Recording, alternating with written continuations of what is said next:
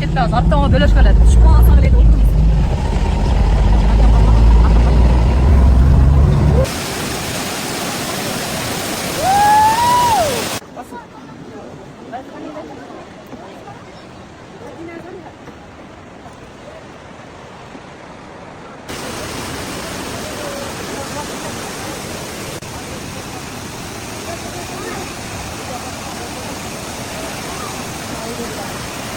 Xo'rozxon. An Talqan hamda. Ha. Kuz yerlar.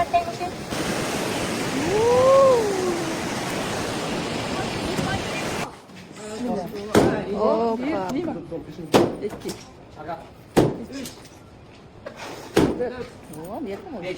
5. Vay. Bir aslında atlas.